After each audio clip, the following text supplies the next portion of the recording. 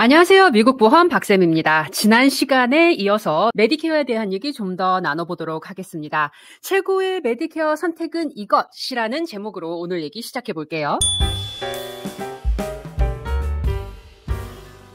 저번 시간에 간단히 얘기 드렸습니다. 오리지널 메디케어는 과연 어떠한 의료보험인지 오늘도 잠깐 설명드리고 그 다음 얘기 진행하도록 하겠습니다. 연방정부가 만들어 놓은 의료보험으로 파트 A와 B가 나눠져 있는 의료보험입니다. 이 메디케어라는 의료보험에 가입을 하려면 미국에서 5년 이상 거주한 영주권 시민권자로 무료 파트 A, 이 파트 A에 대한 보험비를 내지 않으려면 메디케어 세금을 10년 이상 내시고 그래서 40크레딧을 본인 이름으로 채운 사람이거나 혹은 본인은 일을 하지 않았지만 배우자가 일을 해서 그 부분에 대한 40크레딧을 채워서 배우자의 40크레딧으로 이 파트 A를 무료로 받으실 수 있습니다. 다만 여기서 반드시 알아야 하는 것은 이 배우자가 본인보다 나이가 어린 경우는 반드시 배우자가 62세 이상이 되어야 배우자의 크레딧인 40크레딧으로 이 메디케어 파트 A에 대한 부분을 무료로 받을 수 있다라는 점 아셔야겠습니다. 만약에 나의 배우자도 온전하게 40크레딧을 채우지 못했어요 하시는 경우에는 파트 A를 가입을 할 수 없느냐? 그거는 아니고요. 파트 A 또한 보험비를 지불을 하면 이 부분에 대한 가입이 가능합니다. 다만 비용은 얼만큼의 메디케어 세금 크레딧을 채웠느냐에 따라 좀 달라질 듯한데요. 만약 내가 채운 크레딧이 30크레딧보다 많다.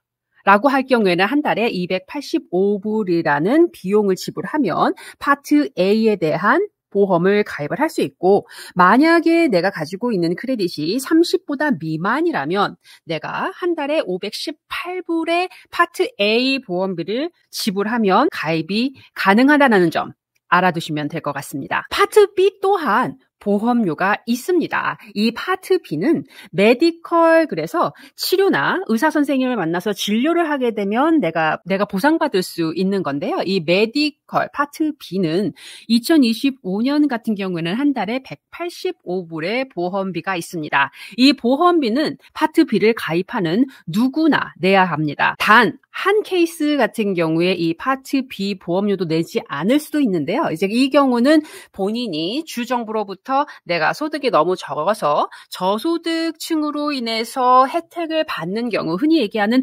메디케이드를 받으시는 분 같은 경우에는 이 파트 B 프리미엄인 메디컬 보험비도 주정부에서 내줄 수 있어요.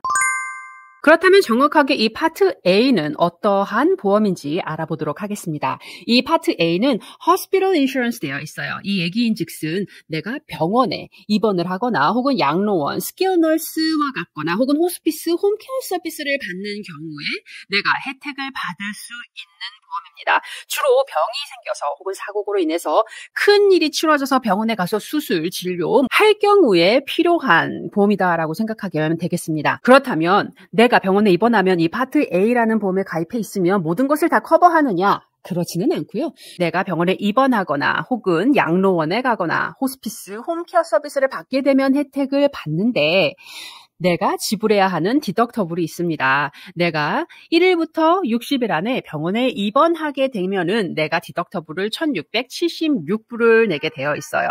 하지만 내 병이 많이 좋지 않아서 내가 오랫동안 병원에 입원을 하게 되면 60일에서 90일 사이에는 1일당 내가 내야 하는 코페이라는 것이 있을 수 있고 만약 더 장기화돼서 90일 이상 병원에 입원하게 되면 하루에 838불의 코페이가 있을 수 있습니다. 라는 것 알아두셔야겠습니다.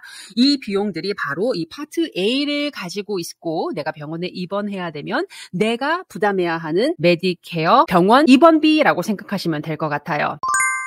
오리지널 메디케어 파트 B는 또 무엇인지 알아보겠습니다. 파트 B는 메디컬 흔히 얘기하는 의료보험이에요. 그래서 이 파트 B는 의사 선생님, 간호사, 진료, 진찰, 수술, 백신 등과 같은 서비스를 받게 되면 커버해주는 의료보험인데요. 그뿐만 아니라 테스트, 피검사, 엑스레이, MRI, CT 등등과 같은 의료 테스트와 혹은 의료기계, 휠체어, 산소통 혹은 병원 침대와 같은 것들을 집에서 홈케어를 하게 될 경우 필요한 경우에는 이 부분에 대한 비용에 대한 혜택을 주는 게 이 파트 B입니다. 파트 B 또한 보험료 아까 전에 말씀드린 것처럼 보험비가 있고 또한 이뿐만 아니라 디덕터블이라는 게 존재해요. 1년에 내가 부담해야 하는 이 파트 B 디덕터블은 257불입니다. 하지만 이 257불만 내면 다 커버가 되느냐? 그렇지 않고요.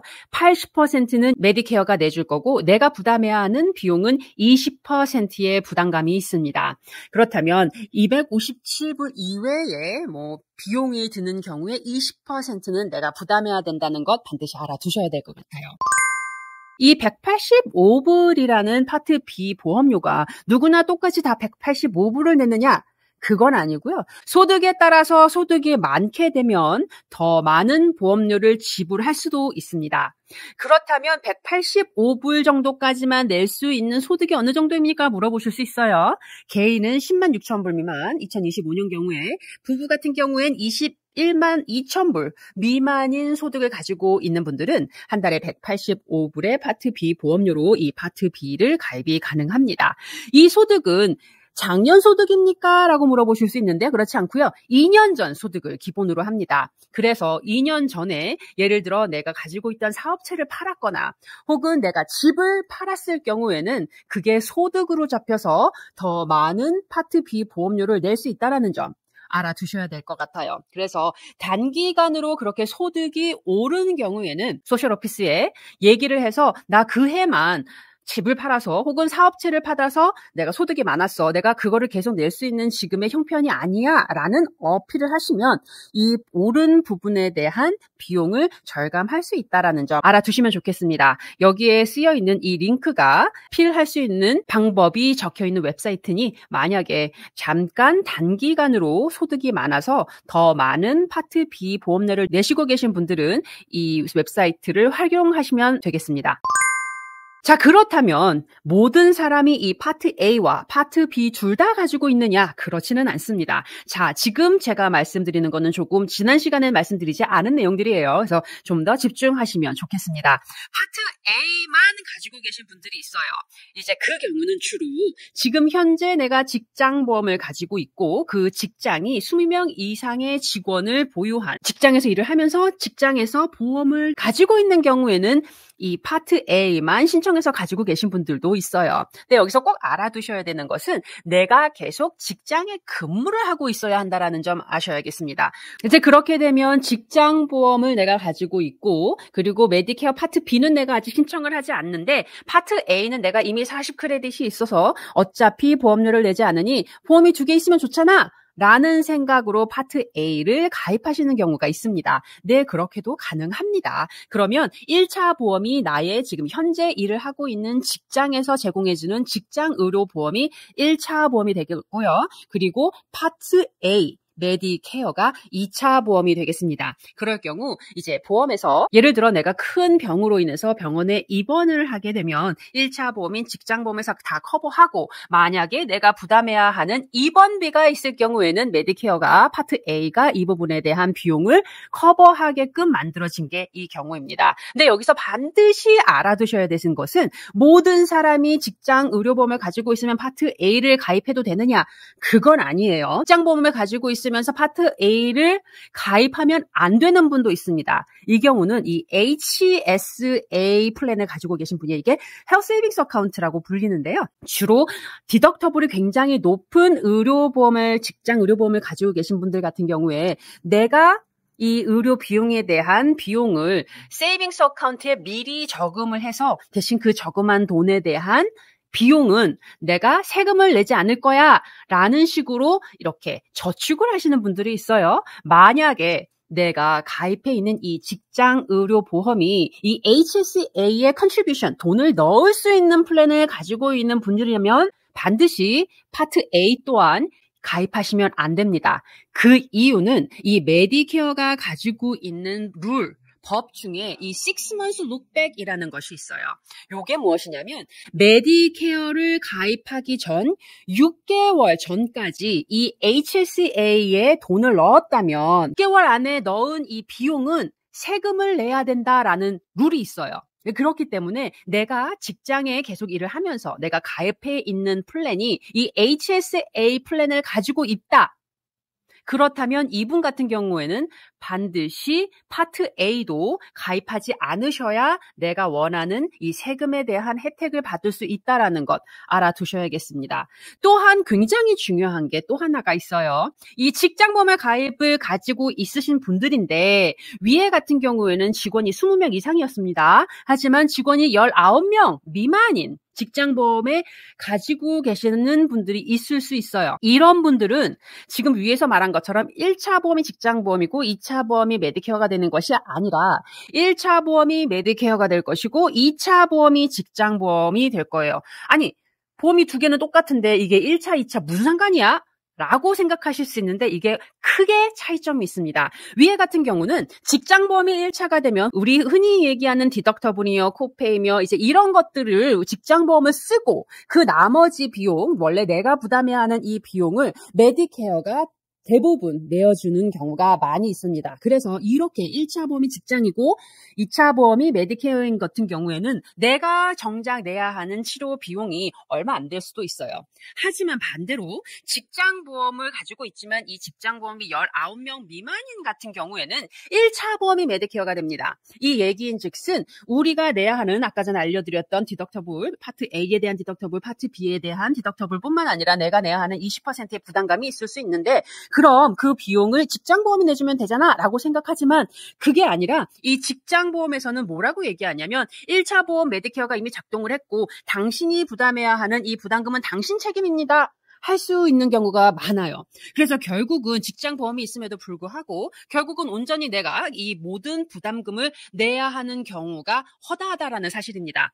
그렇기 때문에 과연 내가 직장보험을 19명 미만인 사람들이 가지고 있어야 하느냐라는 거는 반드시 생각해 보셔야 될 것 같아요. 저 같다면 만약에 직장보험이 19명 미만인 직장보험을 가지고 계시는 분들이라면 바로 직장보험을 캔슬하시고 그냥 메디케어로 가시는 것을 오히려 권장한다라는 점 알아두시면 좋겠습니다. 파트 B만 가지고 계시는 분들이 있어요. 이 파트 B만 가지고 있는 분들은 주로 내가 혹은 나의 배우자가 아직 40크레딧이 없는 경우가 많고 그리고 일한 경력이 혹은 내가 최근에 이민을 해서 아직 크레딧을 짜지 못한 경우가 대부분의 사람들입니다. 그리고 내가 이 내야 하는 파트 A 보험료가 500불 이상으로 내야 되기 때문에 한 달에 500불에 파트 B 프리미엄까지 내가 다 못 낼 것 같아 하시는 분들 같은 경우에는 이 파트 B만 가입하시는 경우가 있거든요. 근데 파트 B만 가입해가지고 가지고 있을 경우라도 반드시 알아두셔야 하는 것은 이 호스피털, 이 파트 A에 대한 커버리지가 없기 때문에 만약에 나의 건강이 큰 문제로 인해서 병원 입원까지 연결되는 문제가 생겼다 하시게 된다면 이 부분에 커버가 없어서 내가 부담해야 하는 비용이 많아질 수도 있다는 점 반드시 알아두셔야겠습니다. 그런데 제가 한 번쯤 여러분께 꼭 말씀드리고 싶었던 건 이 40크레딧을 채우기가 너무 힘들어요. 내가 세금을 다 못 낼 것 같아요. 혹은 너무 기간이 많이 들어요. 이제 그러신 분들이 좀 많이 있거든요. 크레딧에 대해서 조금 제가 알려드리고 싶은데요. 1년에 내가 맥시멈으로 가질 수 있는 크레딧은 4크레딧입니다. 이 4크레딧은 내가 1년 1월부터 혹은 12월 30일까지 모두 다 일을 해야 내가 이 부분에 대한 크레딧을 받을 수 있겠구나라고 생각하시는데요. 그건 아니고요. 이 크레딧은 이 메디케어 텍스를 어느 정도나 내느냐에 따라 달라집니다. 이 소득을 제가 1크레딧, 1크레딧을 받으려면 2025년 같은 경우에는 1쿼터당 1,810불이라는 소득을 신고할 수 있으면 1크레딧을 받을 수 있습니다. 그래서 만약에 1월부터 3월까지 내가 1년 동안에 최소로 소득 신청할 수 있는 게 1810 곱하기 4니까 7240불이 되거든요. 그러면 그 해에 1월 한 달 만에 7240불의 소득을 신고할 수 있으면 내가 그 해에 받을 수 있는 모든 4크레딧을 받을 수 있다라는 점 아셔야겠습니다. 어떤 분들이 이 부분을 고민을 하시냐면 집이 여러 채라서 근로소득이 아니고 불로소득으로 내가 렌트를 통해서 소득을 얻은 경우에는 메디케어 텍스를 내지 않는 분들이 많아요. 그래서 나는 메디케어 파트 A, B 다 내야 되니까 난 너무 불공평해 라고 생각하시는 분들이 가끔 있거든요. 그런데 1년에 7,240불의 소득을 신고를 하실 수 있으면 큰 문제 되지 않으리라고 생각하거든요. 만약에 내가 풀타임으로 모든 텍스를 1년 내내 일을 할 수는 없고, 예를 들어서 뭐 요즘에는 포스트메이트나 무슨 우버이트과 같은 운전을 하면서 돈을 용돈 버시는 분들이 있어요. 그 용돈이 1년 총액이 소득이 7,240불을 넘어갈 수 있다면 4크레딧을 채울 수 있고, 한 7,300불 정도만 예를 들어서 소득을 신고하신다면 그 중에 10%만 세금으로 내실 거거든요. 그러면 사실 그렇게 큰 비용 아닙니다. 그래서 미니멈 세금을 내심으로 인해서 4크레딧도 받고, 그렇다면 메디케어 파트 A에 관련된 비용도 내가 무료로 받을 수 있고, 또한 40크레딧을 채우면 미국으로부터 연금을 받을 수 있습니다. 그러니 한 번쯤은 내가 텍스를 세이빙을 해야 될까라는 생각은 한번 해봄직한 고민이 아닐까라는 생각 잠시 해봅니다. 그렇다면 이 파트 A만 혹은 파트 B만 둘 중에 하나만 가지고 있는 사람들은 박쌤이 얘기한 이 메디캡 혹은 어드밴티지 플랜에 가입이 가능합니까? 라고 질문을 하시는 경우가 있는데, 여기서 알아두셔야 하는 것은 이 파트 A 하나만 혹은 파트 B 하나만 가지고 계신 경우에는 이 메디캡 혹은 서플리먼트 플랜이라고 불리는 이 보충보험이 가입이 불가능하고요. 또한 이 어드밴티지 플랜이라고 불리는 파트 C로 교환이 불가능합니다. 파트 A, B 둘 다 가지고 있어야 어드밴티지 플랜으로 교환이 가능하고, 혹은 메디캡 서플리먼트 플랜이 가입이 가능하다라는 점 알아두셔야겠습니다. 자, 그래서 이 오리지널 메디케어 파트 A, B 이 보험을 어떻게 사용하느냐라고 궁금해 하시는데요. 이것은 연방정부에서 만든 의료보험이기 때문에 미국 전역에서 사용이 가능합니다. 내가 만나고 싶은 최고의 의사 선생님이 예를 들어 보스턴에 있다. 나는 애리조나에 산다. 그런데 보스턴에 있는 이 최고의 닥터를 만나서 내가 진료를 하고 수술을 하고 싶어요 라고 하는 경우에는 이 오리지널 메디케어 카드가 있으면 그렇게 가능합니다. 또한 이 의사 선생님이 혹은 병원에서 이 환자가 건강을 유지하기 위해서 필요한 서비스가 이러합니다 라고 할 경우에는 이미 메디케어가 약속한 금액을 병원에 직접 지불하게끔 만들어져 있어요. 그렇다는 얘기는 따로 보험회사로부터, 그러니까 메디케어로부터 프리어토리제이션, 사전 승인 절차가 아예 없습니다. 메디케어가 커버해주는, 그리고 그 비용에 대한 커버리지를 반드시 이 병원이나 의사 선생님들한테 지불하게끔 만들어져 있는 의료보험이라서 이 메디케어라는 의료보험을 받는 미국 의사 선생님 그리고 병원은 상당히 많습니다. 돈줄이 확실해요. 왜냐하면 연방정부가 이 비용을 환자를 대신해서 내주기 때문에 이 보험을 받는 병원과 의사 선생님의 종류는 상당히 많다라는 점 알아두시면 될 것 같습니다.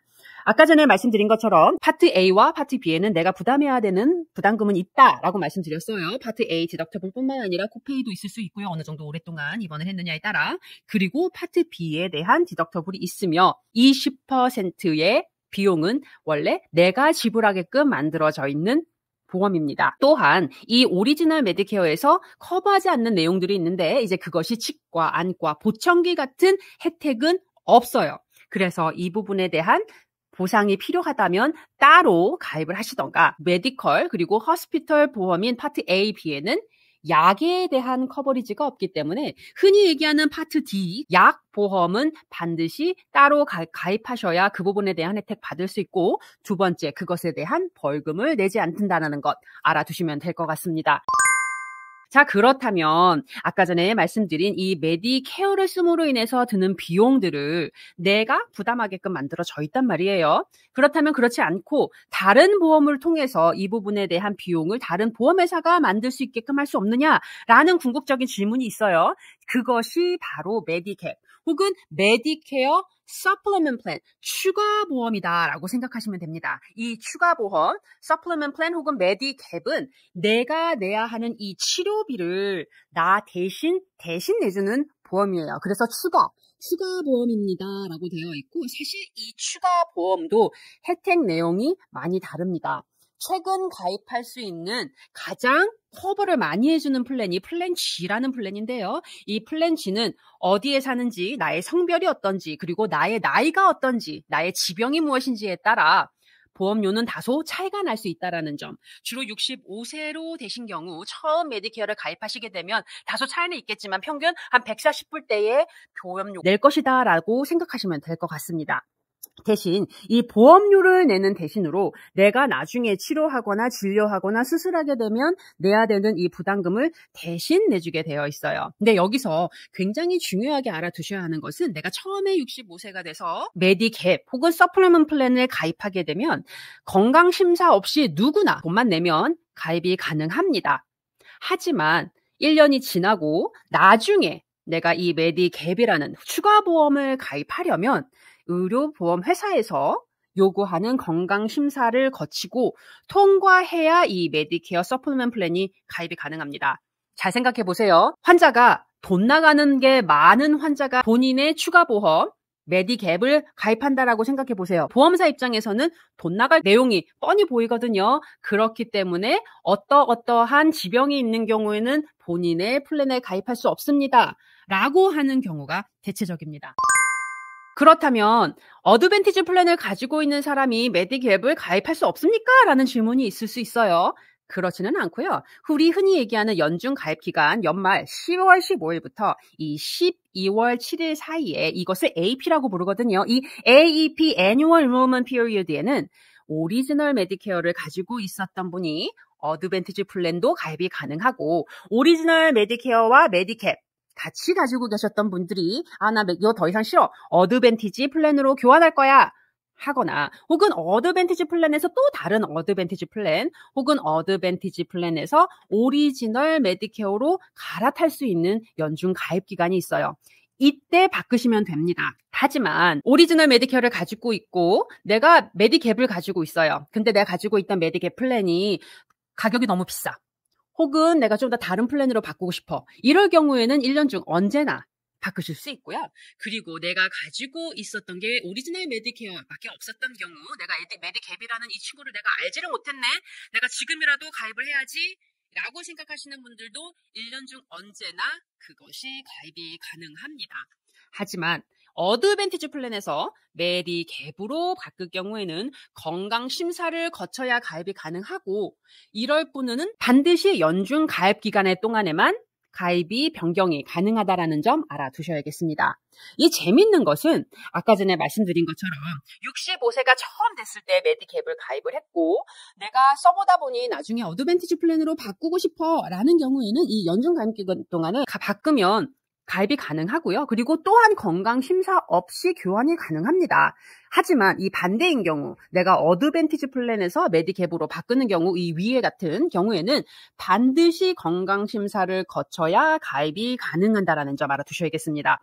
왜냐하면 이미 사고가 난 차 혹은 이미 불에 타고 있는 집을 커버해줄 보험사는 아무도 없는 것처럼 내가 건강에 문제가 심각하게 생겨서 돈 나갈 구석이 많으면 이 메디케어 서플리먼트 플랜 또한 당신은 이미 불이 나고 있어요. 당신은 커버가 불가능합니다. 가능합니다. 그렇기 때문에 이 점 반드시 알아두셔야겠습니다. 그렇다면 이 메디캡 서플리먼트 플랜 종류는 하나밖에 없습니까? 아니요. 이것도 종류가 꽤 많습니다. 앞에 말씀드린 것처럼 이 서플리먼트 플랜 혹은 메디캡은 의료보험이 아닙니다. 이걸 한국말로 따지면 실비 혹은 실손보험이라고 하더라고요.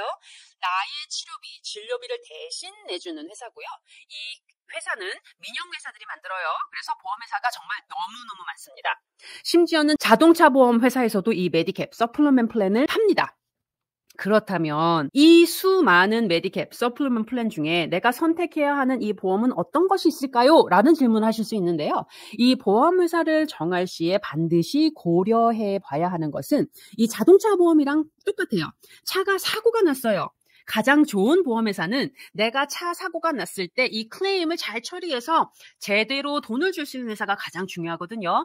마찬가지로 이 메디케어 서플리먼트 플랜도 내가 정작 아파서 비용이 많이 드는 경우가 생겼을 경우 내가 얼마나 손쉽게 이 클레임을 처리를 받아서 혜택을 받을 수 있느냐가 사실 가장 중요합니다. 그래서 이 세 가지 질문에 답을 본인이 하실 수 있으면 그 회사는 좋은 회사예요. 첫 번째, 얼마나 오랫동안, 그리고 얼마나 큰 보험회사입니까? 라는 거예요. 이 얘기는 하루아침에 이 보험회사가 없어지지 않을 거란 얘기거든요. 그리고 두 번째, 얼마나 많은 가입자가 있느냐 중요합니다. 왜냐하면 가입자가 많으면 한두 명 아파도 내가 보험료가 확 늘어나지 않고, 그리고 두 번째, 이 클레임에 대한 비용 청구에 대한 부담감이 없어요. 보험회사 입장에서는. 그렇기 때문에 아무래도 척척 클레임에 대한 돈을 내주기가 쉽겠죠. 세 번째는 제가 지금 이제 설명드릴 건데요. 메디케어의 치료비, 진료비를 얼마나 많이 커버를 해주느냐에 따라 이 종류가 달라지고 이 보험료 또한 달라질 예정입니다. 그렇다면 어떠한 메디갭 혹은 서플리먼트 플랜이 밖에 존재하는지 이 부분에 대한 얘기 나눠보겠습니다. 자, 참 이름을 예쁘게 줬으면 좋겠는데 메디갭 플랜도 우리 메디케어 ABC 이런 식으로 플랜 B, 플랜 A 이런 식으로 A, B, C, D 알파벳으로 정했어요. 그래서 많은 분들이 되게 헷갈려 하시거든요. 메디캡 플랜은 플랜 A, 플랜 B, 플랜 G 이런 식으로 플랜이라고 얘기하고 우리 아까 전에 말한 메디케어는 파트 A, 파트 B입니다. 분명히 엄연하게 차이가 있으니 그 점 알아두시고 지금부터 하는 얘기 귀 기울여 두시면 될 것 같습니다. 메디캡 플랜에는 보시다시피 플랜 A부터 플랜 N까지 한 10가지, 정확하게 따지면 한 13가지 플랜이 있는데요. 이 부분에 대한 내용 알아보겠습니다. 혜택들은 주로 나를 대신해서 내가 지불해야 되는 메디케어에 대한 나의 부담금을 대신 내준다고 얘기했어요. 그렇다면 어떠한 내가 내야 하는 부담금이 존재하고 그것을 이 플랜들이 얼만큼 커버해주느냐에 따라 좀 얘기가 달라질 것 같습니다. 제가 요거 조금 확대해서 같이 볼게요. 어느 정도나 확대하는지 한번 볼게요. 자, 그렇다면 메디케어 혜택을 받으면 내가 부담해야 되는 부담금이 어떠한 것이 존재하는지 먼저 알아보겠습니다. 자, 파트 A 여기 공동보험금 돼 있는데 이게 바로 공동보험금이 코인슈런스입니다. 파트 A 코인슈런스가 있고 파트 B 공동보험금 또한 기본분담금 돼 있어요. 이게 코인슈런스입니다. 메디케어 파트 B 코인슈런스 가 이 공동보험금이라고 얘기하는 거고 여기 혈액 혜택 최소 3파인트 되어 있는데 이 얘기는 내가 피를 공급받아야 될 경우에 첫 3파인트까지는 본인 지불이란 얘기예요. 또한 또 어떤 것이 본인 지불이 있냐? 파트 A에서 혜택을 주는 호스피스 케어나 혹은 여기에 대한 코인슈런스 비용이 있는데 그거는 누가 냅니까? 라는 것. 스킬 너스에 가게 되면 코페이 코인슈런스가 어느 정도나 되는지 파트 A의 공제액은 디덕터블이에요. 파트 A의 디덕터블과 파트 B의 디덕터블 그리고 파트 B의 초과 요금이라는 게 있는데 이게 뭐냐면 메디케어가 지불하고자 하는 치료비들이 있을 겁니다. 그런데 어떤 병원과 어떤 의사는 그거 가지고는 안 돼. 내가 공부한 게 얼만데 나는 특별한 의사 선생님 특별한 병원이야. 라는 경우에는 여기에 본인들이 15% 그러니까 메디케어가 본인들에게 주는 비용 플러스 15%를 차지할 수 있게끔 법적으로 만들어져 있어요. 만약에 이 파트 B 초과 요금이 부과되면 그 부분에 대한 것을 누가 내주느냐, 내가 내느냐 아니면 메디캡이라는 보험회사가 내주느냐 이제 그거의 차이라고 보시면 될 거고요. 또한 마지막이 이 해외여행 응급 상황입니다. 메디케어는 여기서 아셔야 되는 게 메디케어는 미국 연방정부에서 만드는 의료보험이기 때문에 미국 외에서는 쓸 수가 없어요. 왜냐하면 우리가 낸 미국 세금으로 의료보험을 미국 내에서 사용하려고 만들어준 보험이거든요. 그런데 가까운 캐나다나 가까운 멕시코 지역에서 여행을 하다가 갑자기 응급 상황이 생겼습니다. 그러면 가장 가까운 응급시설이 미국이 아닐 수도 있어요. 캐나다일 수도 있고 혹은 멕시코일 수도 있어요. 그러면 환자를 살리기 위해선 가장 가까운 병원으로 이송이 되겠죠. 만약에 그럴 경우에는 커버가 됩니까? 라는 거예요. 오리지널 메디케어를 가지고 있다면 그 부분은 원래 본인이 다 내야 됩니다. 하지만 메디케어 오리지널을 가지고 있고 메디캡을 가지고 있는 분들 같은 경우에는 원래 이 부분이 생기면 내야 되는 이 80%의 메디케어가 부담하는 비용을 본인들이 내주겠다라는 거예요. 메디캡이 내주겠습니다. 라는 겁니다. 물론 내가 부담해야 되는 20%는 이제 내가 내게 될 거예요. 이제 anyway 그래서 얼마까지 이 플랜마다 보험회사마다 정해놓은 플랜 한도액이 있는데 주로 최대치가 한 5만 불 정도 됩니다. 5만 불까지 이 80% 내야 되는 메디케어가 원래 부담해야 되는 80%를 우리가 5만 불까지 내줄게요. 대신 당신은 20%의 부담을 내시면 되겠습니다. 라는 거예요. 자, 지금 내가 부담해야 하는 메디케어의 부담금에 대해서 지금 쭉 설명을 했습니다. 그러면 이 부담금을 어떠한 플랜을 가입했느냐에 따라 이 메디갭이라는 친구가 다 내줄 것인지 아닌지가 차이가 날 수 있을 것 같아요. 그렇다면 그것이 어떻게 되는지 한번 알아보겠습니다. 이 의료 부담금을 가장 많이 내주는 것은 F플랜입니다. 보시다시피 100%, 100%, 100%, 100%, 100%, 다 100% 내줄 거예요. 라는 거예요. 그런데 그러면 F플랜을 가입하는 게 가장 좋겠구나 라고 생각하실 수 있는데 제 생각엔 그렇지 않습니다. F를 누구나 가입할 수 있느냐? 그렇진 않아요. 2020년 1월 1일 이전에 65세가 되신 분들은 이 F플랜이 가입이 가능합니다. 대신 이 F플랜은 워낙에 커버해주는 게 많기 때문에 보험료가 가장 비싸요. F와 G플랜이 바로 그 다음 단계거든요. 다만 차이점은 무엇이냐면 다른 건 다 똑같고 이 파트 B 공제액, 디덕터블은 당신이 내십시오라는 거거든요. 이 파트 B의 디덕터블은 2025년도 기준으로 257불입니다. 257불은 내가 부담하고 나머지는 이 플랜 G에서 커버해 주겠습니다 라는 게 이 플랜 G예요. 근데 G와 F의 보험료의 차이는 사실은 1년 동안에 257불보다 훨씬 더 많습니다. 그렇다면 심지어 2020년 1월 1일 전에 65세가 되신 분들이라도 과연 이분들이 F플랜을 위해서 257불보다 더 많은 보험료를 지불하면서 굳이 F플랜을 가입하고 있어야 하느냐는 한번 생각해 보셔야 될 것 같습니다. 제가 보기에는 그것보다는 차라리 F플랜을 가지고 계셨던 분들은 차라리 내가 부담해야 되는 파트 B에 디덕터블을 내가 지불하는 손이 있더라도 G플랜으로 바꾸시는 게 어떨까라는 생각이 들어요.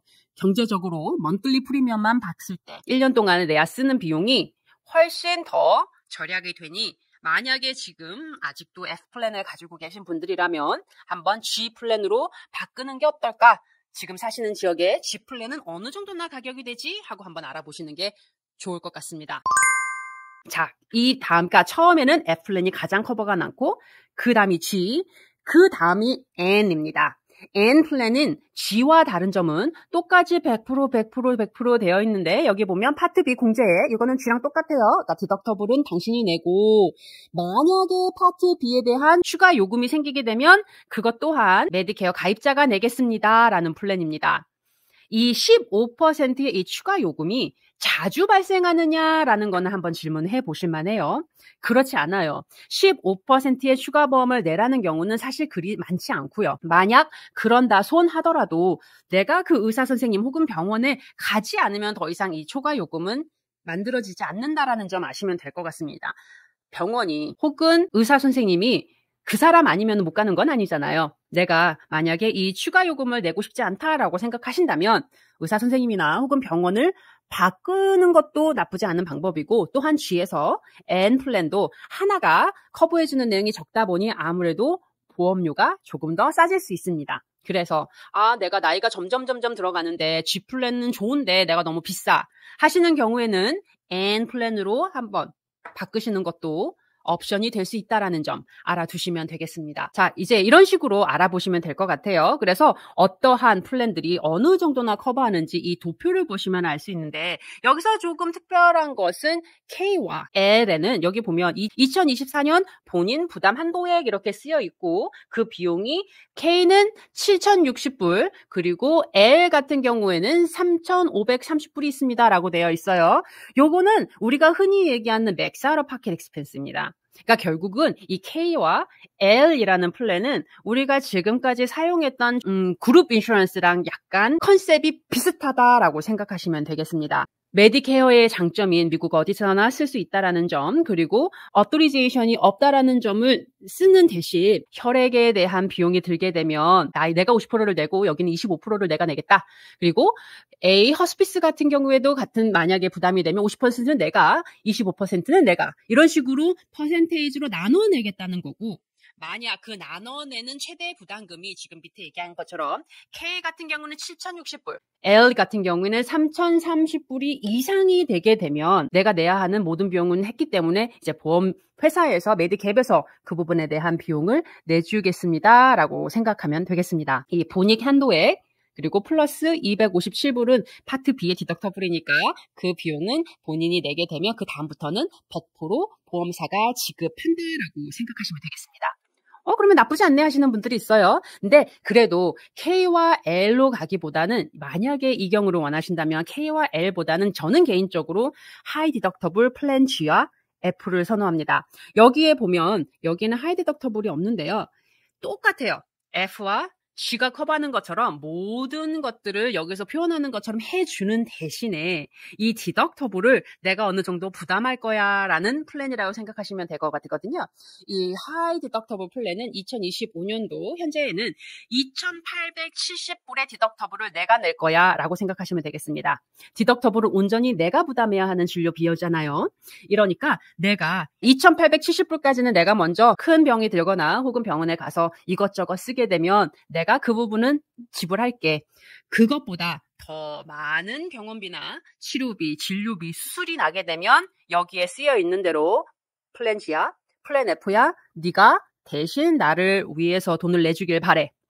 라고 생각하시면 될 것 같습니다. 따라서 2,870불 이외에 예를 들어서 F 하이 디덕터블 플랜 F를 가지고 있는 분들이라면 그 외에 비용료가 생기게 되면 갭에서 다 내줄 것이고, 만약 하이 디덕터블 플랜 G를 가지고 계셨으면 하이 디덕터블인 2,870불 플러스 여기 보면 안 해주는 게 파트 B 디덕터블이에요. 파트 B의 디덕터블이 얼마라고요?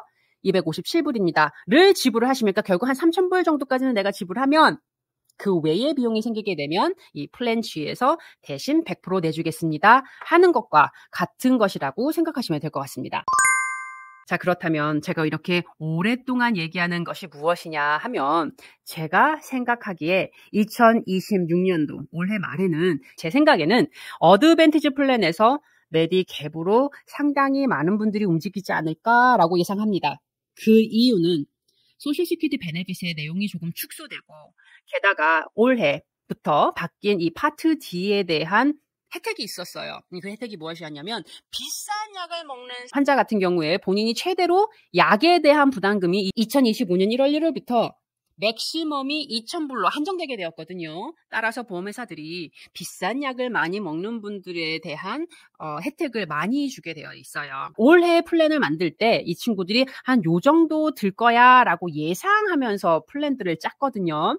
그런데 지금 현재 여러 면에서 정부 예산금도 축소한다고 하고 소셜 베네핏도 줄어든다고 얘기를 하니 아무래도 돈을 받는 게 좀 적어질 것 같고, 또한 예상한 것보다 약값에 돈이 나간 것이 많은 것 같다라는 예상을 하고 있거든요. 그렇다면 지금 가지고 있는 플랜보다는 좀 더 혜택이 줄어들지 않을까라는 게 저희 생각입니다.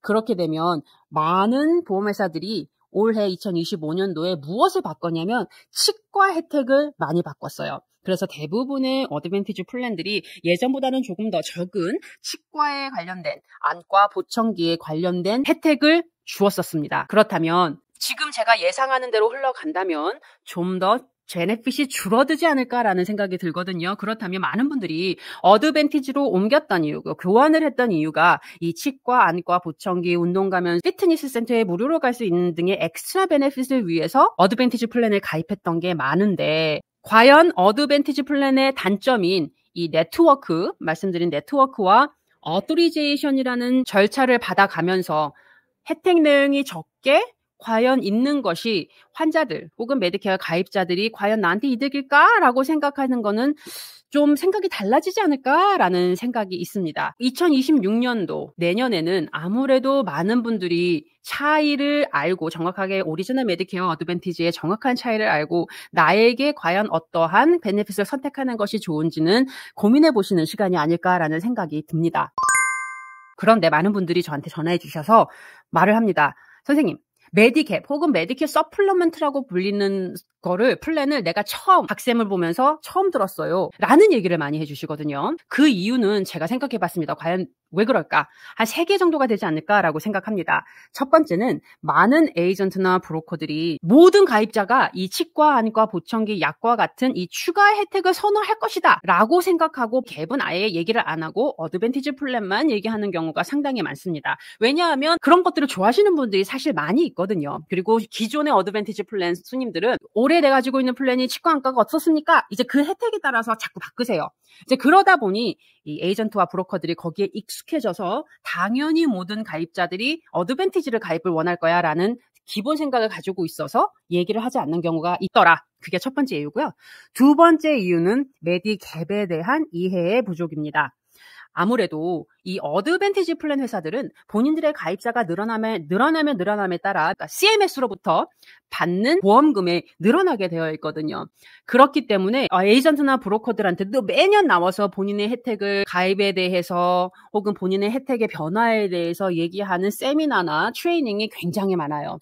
하지만 이 메디갭은 메디케어가 의료보험이기 때문에 따로 무슨 교육을 하는 경우가 사실은 많지 않습니다. 그래서 많은 에이전트나 브로커들이 메디갭에 대한 이해가 상당히 부족한 경우가 많아요. 세 번째는 이거는 모든 브로커가 그렇진 않겠지만 이 어드밴티지 플랜이 사실은 메디갭과 비교해 봤을 때 에이전트나 브로커 입장에서는 커미션이 더 많습니다. 어드밴티지 플랜이 메디갭 플랜보다는 커미션이 높기 때문에 본인이 더 많은 커미션을 받는 것을 좀 추천하는 경우도 있는 것이 아닐까라는 생각이 듭니다. 물론 모든 에이전트가 그렇지 않아요. 그 점은 꼭 알아두셔야겠습니다. 하지만 어떠한 에이전트나 브로커들은 그것이 본인 목적이 되는 경우도 좀 많이 있기 때문에 아무래도 그래서 메디갭이라는 거에 대한 혹은 서플리멘트라는 것에 대한 플랜을 들어보지 못한 건 아닐까라는 생각이 듭니다. 따라서 반드시 이 어드밴티지 플랜과 메디갭의 차이를 설명을 해주고 그러니까 가입자에게 선택의 옵션을 주는 분들과 함께 일을 하는 것이 좋지 않을까라고 생각합니다. 오늘은 좀 더 디테일하게 오리지널 메디케어는 무엇이고 어떻게 작동이 되며 오리지널 메디케어를 선택할 경우 가입할 수 있는 메디케어 서플리먼트 플랜의 종류와 그 차이점에 대해서 얘기 나눠봤습니다. 특히 메디케어 서플리먼트 플랜 중에 플랜 G나 혹은 F를 가지고 계시면서 매년 올라가는 보험료에 걱정이 많았던 분들에게 도움이 되는 에피소드가 아니었을까라는 생각해 봅니다. 플랜 레벨을 낮춰서 가지고 있을 수도 있고 혹은 현재 메디케어 어드밴티지를 가지고 계셨던 분들 중에 아직 건강해서 이 건강 심사를 통과하는데 문제가 없고 다만 내가 이 어드밴티지 플랜을 쓸 때 나 참 불편했어 라고 생각하셨던 분들에게 이제 올해 말에 가입 기간이 돌아올 때 한번 가입의 변경을 생각하시는 분들에게는 좀 더 도움이 되는 동영상이 아니었을까 생각이 됩니다. 제가 좀 알려드리고 싶은 얘기가 있는데요. 우선 최근 제가 뉴멕시코 라이센스를 진행 중에 있습니다. 그래서 곧 뉴멕시코 라이센스를 완전하게 이제 보험회사들과 문제가 처리가 되면 뉴멕시코 사시는 여러분들에게도 도움을 드릴 수 있을 것 같습니다. 이러다가 미국 전역 라이센스를 다 따겠어요. 그런 날이 올지도 모르니 또 모르죠. 시간이 말해주겠습니다. 어찌됐든 그 점 알아두시면 좋겠고요. 또 다른 것은 제가 더 좋은 서비스를 위해서 전화번호를 새로 바꿨습니다. 그래서 기존 전화번호 제가 계속 쓰고 있고 가지고 있겠지만 이제부터는 여기에 보이는 925-493-2782로 전화번호가 바뀐다라는 점 알려드리겠습니다. 또한 이 전화 상담을 원하시는 분들이 저와 함께 전화를 하고 약속을 잡고 하는 불편함이 있었거든요. 이제 그 부분을 좀 더 절약하고자 여기 보시는 QR코드로 인해서 하시면 제 캘린더로 직접 방문이 가능하셔서 본인과 맞는 시간을 결정을 하셔서 저와 15분 무료 상담 예약 가능하다라는 점 알려드리겠습니다. 여기 조금 더 크게 했습니다. 자, 15분 전화 상담 미리 예약하시려면 여기에 있는 QR코드 그리고 만약에 카톡으로 문의하고 싶으시다 하시는 분들은 이 오른쪽에 있는 카톡 QR코드를 원하시면 문자로 제가 상담이 가능하다라는 점 알아두시면 되겠습니다. 오늘 장시간 동안 메디케어, 오리지널 메디케어와 그리고 그것에 대한 비용을 대신 내줄 수 있는 추가 보험인 메디캡 혹은 메디케어 서플리먼트라고 불리는 보험에 대해서 좀 더 자세하게 알아봤습니다. 많은 분들이 궁금해했던 이 메디케어 서플리먼트 플랜에 대한 설명을 잘 드려서 완벽하게 이해가 되시기를 희망하고 여러분께 도움이 되는 동영상이었기를 희망합니다. 그럼 다음 시간에 뵙겠습니다.